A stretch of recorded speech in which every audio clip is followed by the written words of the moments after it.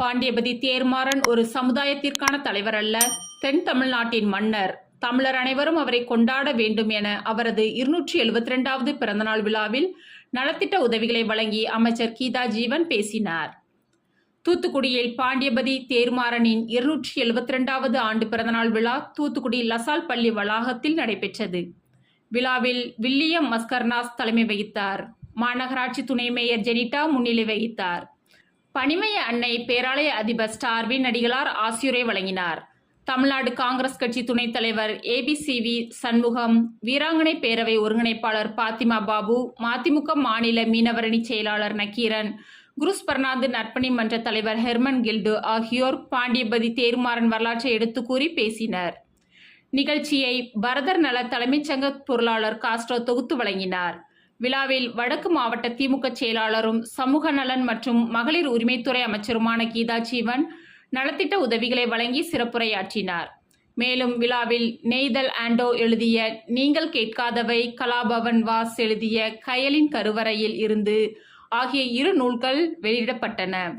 நிகழ்ச்சியில் மாவட்ட அவைத்தலைவர் செல்வராஜ், மாநகர திமுக செயலாளர் ஆனந்தசேகரன், மாநகராட்சி வடக்கு மண்டல தலைவர் நிர்மல், பகுதி சபா உறுப்பினர் ஆர்த்தர் மச்சாது, மீனவரணி அமைப்பாளர் டேனியல், மாமன்ற உறுப்பினர்கள் எடின்டா, ரிக்டா, மெட்டில்டா, பவானி, தொழிலாளர் நலன் காக்கும் சங்க வியாபாரிகள் சங்க செயலாளர் ராஜ்போஸ் ஸ்ரீகன், மக்கள் நீதி மைய கட்சி மாவட்ட தலைவர் ஜவஹர், நியாயம் ரோமால்ட், சேவியர் வாஸ், மாவட்ட நாட்டுப்படகு மீனவர் சங்க செயலாளர் ராஜ், சைடு ரோட்டரி செயலாளர் யோகேஷ், மனோஜ்குமார் கொரேரா, தமிழ் மீனவர் கூட்டமைப்பு தலைவர் ரஜினி மகி, தமிழக வெற்றி கழக மாவட்ட பொறுப்பாளர் அஜிதா, ஜோபாய் கோமஸ், உவரி எழிலன், பெர்டின் ராயன், ஆசிரியர் லூயிஸ், வேம்பார் ஊர் தலைவர் ஜோ வலன், புன்னக்காயல் ஊர் தலைவர் குழந்தை, ஏரல் ஃபெஸ்டி, பழைய காயல் ஆரோக்கியம், அமளி நகர் செல்வராஜ், திரேஸ்புரம் பாஸ்கரன், தொழிலதிபர்கள் கிஷோர், பிரைசர், பெர்க் மற்றும் பெனோ உள்பட பலர் பங்கேற்றனர். முடிவில் நெய்தல் ஆண்டோ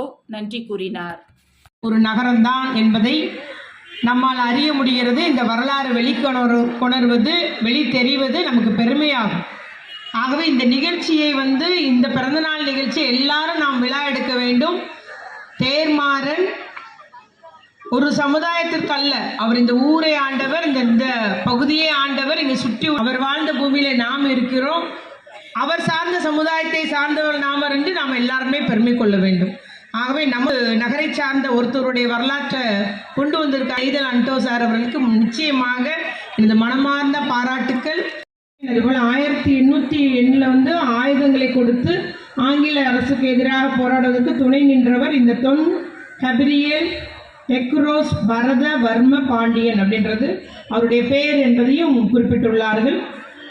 ஆகவே முதற்கட்டமாக இந்த கல்வெட்டுகள், புதைக்கப்பட்ட கல்வெட்டுகள் எல்லாமே தொல்லியல் துறையின் சார்பில் நாம் ஆராய்ச்சிக்கு ஏற்பாடு செய்வோம். பின்பு அவருடைய அதுபோல் அண்ணாச்சி சண்முக அண்ணாச்சி பேசும்போது அவர் வாழ்ந்த வீட்டையே நாம் நினைவு மண்டபமாக உருவாக்கிட வேண்டும். அதற்கு இந்த அரசு நமக்கு உதவி செய்யணும்னு சொன்னாங்க. நிச்சயமாக அதையும் நம்முடைய முதலமைச்சருடைய கவனத்திற்கு எடுத்து சொன்று உரிய நடவடிக்கை நம்முடைய நகரின் பெருமைக்காக, நம் ஊரின் பெருமைக்காக, நமது மக்களின் பெருமைக்காக அதை செய்து தருகிறேன் என்பதையும் நான் இங்கு கூறிக்கொள்ள விரும்புகிறேன்.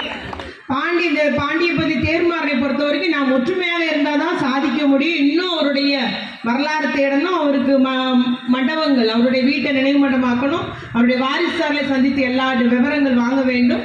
ஆகவே எவ்வளவோ வேலை இருக்குது. நம்ம சாதிக்கணும்னா நாம் எல்லாம் ஒற்றுமையாக இருக்க வேண்டும். ஒருத்தருக்கு காலை பிடிச்சி இழுத்து விட வேண்டாம், ஒருத்தருடைய கை தூக்கி மேலே ஏற்றி விடுவோம் என்ற முறையிலே நாம் எல்லாம் இருந்து செயல்படுவோம். நிச்சயமாக சுதந்திர போராட்ட வீரர்களையும் தியாகிகளையும் மதிக்கக்கூடிய ஒரு அரசு தான் நம்முடைய மாண்பு தளபதியாருடைய தலைமையில் இருக்குது. ஒரு வருஷம் வஉசியுடைய 100வது நூற்றாண்டு கொண்டாடினாங்க.